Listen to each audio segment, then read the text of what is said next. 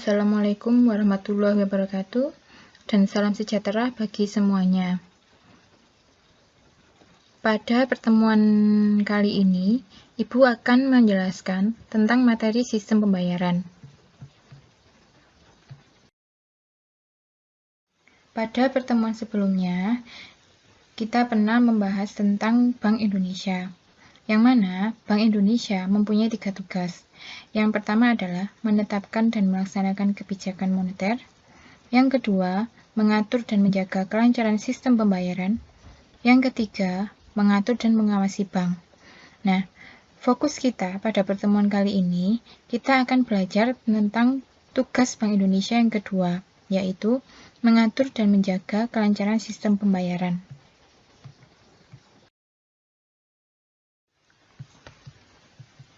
Sistem pembayaran di sini merupakan sistem yang berkaitan dengan pemindahan sejumlah nilai uang dari satu pihak ke pihak yang lainnya.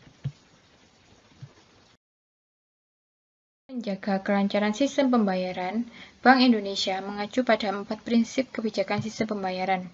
Yang pertama, prinsip keamanan. Segala risiko dalam sistem pembayaran seperti risiko likuiditas, risiko kredit, risiko fraud harus dapat dikelola dan dimitigasi dengan baik oleh setiap penyelenggaraan sistem pembayaran. Yang kedua, prinsip efisiensi menekankan bahwa penyelenggaraan sistem pembayaran harus dapat digunakan secara luas sehingga biaya yang ditanggung masyarakat akan lebih murah karena meningkatnya skala ekonomi. Prinsip yang ketiga, kesetaraan akses, yang mengandung arti bahwa Bank Indonesia tidak menginginkan adanya praktek monopoli pada penyelenggaraan suatu sistem yang dapat membuat pemain lain untuk masuk. Dan prinsip yang terakhir, yaitu pelindungan konsumen, kewajiban seluruh penyelenggara sistem pembayaran untuk memperhatikan aspek-aspek pelindungan konsumen. Dalam membangun komponen-komponen sistem pembayaran, Bank Indonesia memperhatikan komponen-komponen di bawah ini. Yang pertama, regulator. Berwenang mengatur aturan main, ketentuan, dan kebijakannya mengikat seluruh komponen setiap pembayaran. Yang kedua, penyelenggara. Lembaga yang memastikan penyelesaian akhir dari seluruh transaksi yang terjadi di penggunanya. Yang ketiga, infrastruktur. Merupakan sarana fisik yang mendukung operasional sistem pembayarannya. Yang keempat, instrumen. Merupakan alat pembayaran baik tunai maupun non-tunai yang disepakati para pengguna dalam melakukan transaksi. Dan yang terakhir, pengguna adalah konsumen yang memanfaatkan sistem pembayaran. Selanjutnya, kita akan belajar mengenai awal mula perjalanan sistem pembayaran. Sistem pembayaran berawal dari sistem barter, yang mana sistem barter adalah kegiatan tukar-menukar barang atau jasa yang terjadi tanpa perantara uang. Berikut contoh dari sistem barter. Saya mencontohkan di Pasar Warloka. Pasar Warloka ini terdapat di Kabupaten Manggarai, Pulau Flores, Nusa Tenggara Timur, di mana mereka melakukan barter hasil pertanian dengan hasil kelautan saja. Kemudian, seiring berkembangnya zaman, penduduk mulai mengenal yang namanya uang. Uang yang pertama kali mereka kenal adalah uang komoditas. Uang komoditas pada saat itu berupa garam, yang mana garam pada saat itu nilainya sama dengan uang logam mulia atau emas, di mana garam pada saat itu digunakan untuk membayar upah atau gaji para pekerjanya.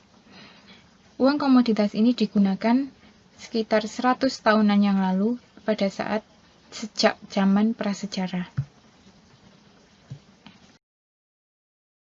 Seiring berjalannya waktu, karena perkembangan zaman semakin berkembang, penduduk juga semakin berkembang dalam mengenal alat pembayaran. Alat pembayaran pun juga semakin berkembang, yang dari uang komoditas, sekarang penduduk mulai mengenal uang fiat.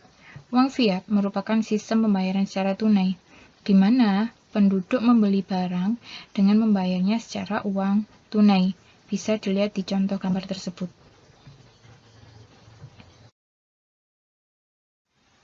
Di sini saya mencontohkan alat pembayaran tunai berupa uang kertas. Yang mana alat pembayaran uang kertas di sini juga berbeda. Alat pembayaran uang kertasnya bentuknya zaman dulu sama bentuknya zaman sekarang itu sungguh berbeda karena menyesuaikan perkembangan era zamannya yang terjadi saat ini. Perkembangan zaman yang semakin berkembang juga diiringi oleh perkembangan teknologi yang semakin berkembang. Sistem pembayaran di sini tidak hanya sistem pembayaran secara tunai, tetapi juga sistem pembayarannya bisa dilakukan dengan non-tunai. Salah satu contohnya, di sini saya memberikan contoh yang pertama adalah berupa cek. Cek ini dapat dikeluarkan oleh bank-bank umum. Di sini saya mencontohkan cek dari Bank Umum BTN sama Bank Umum BCA, yang mana di dalam nominal ceknya itu tertera nominal sesuai dengan yang dikeluarkan oleh bank-bank umum tersebut. Sistem pembayaran non-tunai berikutnya berupa kartu debit, kartu kredit, dan e-money. Di sini saya akan menjelaskan terlebih dahulu mengenai kartu debit dan kartu kredit. Berikut contoh gambar kartu debit dan kartu kredit yang tertera pada gambar atas sendiri. Persamaan kartu debit dan kartu kredit di sini sama-sama dalam pembayaran transaksinya, yaitu menggesek kartu debit atau kartu kredit ke mesin pembayaran. Kemudian, nasabah harus memasukkan nomor PIN atau menandatangani slip transaksi dari merchant agar transaksi dapat selesai. Perbedaannya adalah terletak pada sistem penagihan transaksinya. Jika kartu debit, setelah transaksi terjadi, maka jumlah transaksi akan dikurangkan secara langsung ke jumlah saldo rekening tabungan yang nasabah miliki. Sedangkan kartu kredit, transaksi yang dilakukan tersebut bersifat kredit, sehingga pada saat jatuh tempo bank akan menagihkan semua tagihan kartu kredit dalam satu tagihan. Ketika nasabah akan membayar tagihan kartu kredit, jika dilakukan sebelum tanggal jatuh tempo, tidak akan dikenakan bunga.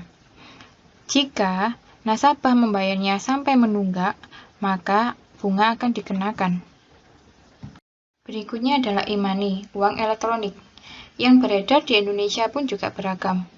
Demikian juga dengan institusi yang mengeluarkan dan tempat-tempat terbaik untuk memakainya. Jenis-jenis e-money yang ada di Indonesia, ada yang berbentuk kartu dan ada yang berbentuk token.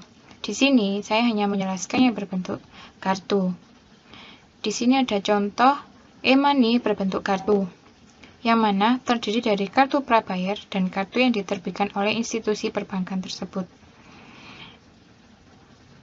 Di sini, e-money yang berbentuk kartu prabayar cenderung memiliki saldo yang jauh lebih sedikit dibandingkan dengan kartu e-money yang diterbitkan oleh bank. Berikutnya, e-money berupa token. E-money berupa token dapat berupa replika koin ataupun sekumpulan gambar dan tulisan yang melekat pada smartphone seseorang. Di sisi lain, e-money berbentuk token serupa dengan uang koin merupakan hal yang sangat menarik karena dengan adanya e-money berbentuk mirip dengan uang koin akan memudahkan masyarakat lebih mengingat dan beradaptasi dengan penggunanya. Meskipun demikian, token yang terhubung dengan aplikasi smartphone juga memudahkan penggunanya untuk terus mendapatkan update terkini terkait aturan penambahan atau penarikan saldo atau promosi-promosi lainnya. Di gambar ini saya mencontohkan e-money.